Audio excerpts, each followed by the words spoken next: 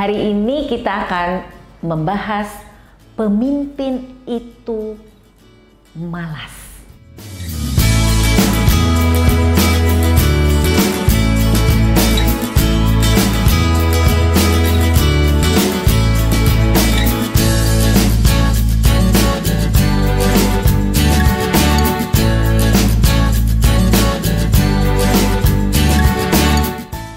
Setuju atau tidak?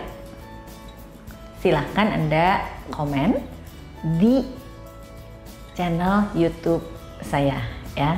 Apakah Anda setuju dan kenapa Anda setuju? Bila Anda tidak setuju, kenapa Anda tidak setuju?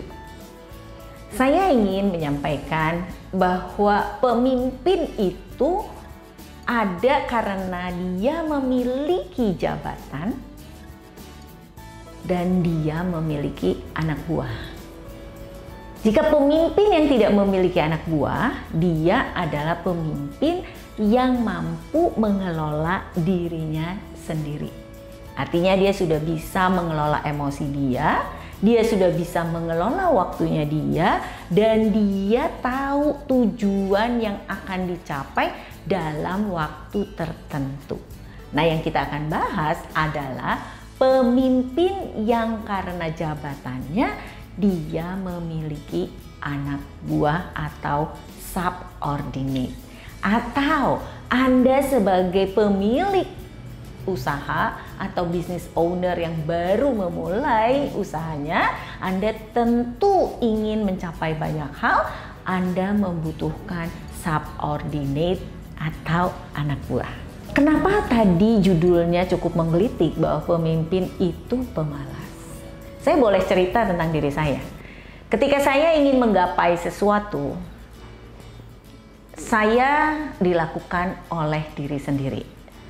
Dan ketika tujuan saya jelas, seperti tadi disampaikan, tujuannya jelas, mampu mengelola waktu dan mampu memanage emosi, maka yang jadi tujuan kita akan tercapai sesuai waktu yang kita tetapkan.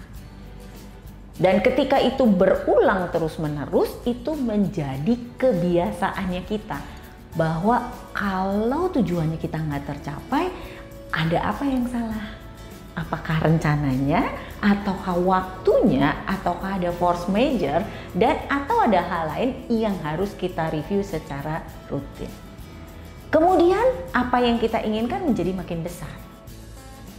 Ketika saya punya tujuan yang makin besar, dan jika saya lakukan sendiri, waktu kita akan menjadi semakin banyak dalam melakukan pekerjaan kita. Maka saya akan cari orang lain yang akan dengan sukarela membantu saya, di mana orang tersebut akan membantu mencapai tujuan saya, mulai dari satu orang di bagian tertentu, kemudian orang lain di bagian yang lain, dan ada lagi orang lain lagi di bagian yang lain. Mulai bertambah semakin besar. Karena apa? Karena saya tidak mau mengerjakan pekerjaan semuanya sendiri, di mana saya ingin punya waktu yang lebih. Maka itu dia pemalas. Namun pemalas ini mempunyai bobot. Kenapa? Karena dia harus punya kemampuan mempengaruhi orang lain agar apa yang diinginkan oleh diri saya tercapai. Nah, itu modal utama yang dikatakan pemimpin adalah pemalas. Jadi ada term and condition, ada syarat tertentu di mana pemimpin adalah pemalas. Sehingga saya akan meng-hire tim atau orang lain atau kolaborasi atau kerjasama dengan orang yang akan melakukan pekerjaan saya, spesialisasi di bidangnya dengan kompetensi yang sudah saya tetapkan.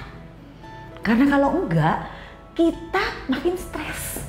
Kita bekerjanya 2 kali. Kenapa? Kerjaan dia jadi kita kerjakan. Akhirnya bukan lagi kita pemalas, kita menjadi sekretarisnya pegawai kita. Kita menjadi sekretarisnya staf kita. Atau kita menjadi sekretarisnya orang yang membantu kita. 2 kali kerjanya.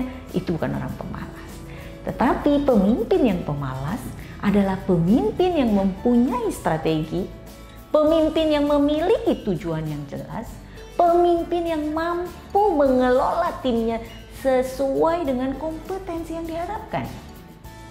Dan dia mampu mengkomunikasikannya, baik itu secara lisan, tertulis, ataupun melalui interaksi-interaksinya. Sehingga waktu yang dimiliki bersama menjadi produktif dan efektif. Luar biasa bukan? Mau jadi pemimpin yang pemalas? Atau semua kita mau kerjakan sendiri? Pilihannya di kita. Saya memilih mengerjakan semuanya sendiri juga selesai, atau saya memilih pemimpin yang pemalas dengan kompetensi-kompetensi yang harus saya miliki agar saya jadi pemalas. Saya percaya Anda bisa memilih yang terbaik untuk Anda. Baik itu Anda memulai bisnis sendiri, atau Anda sebagai manajer, atau Anda sedang menciptakan diri Anda sebagai pemimpin.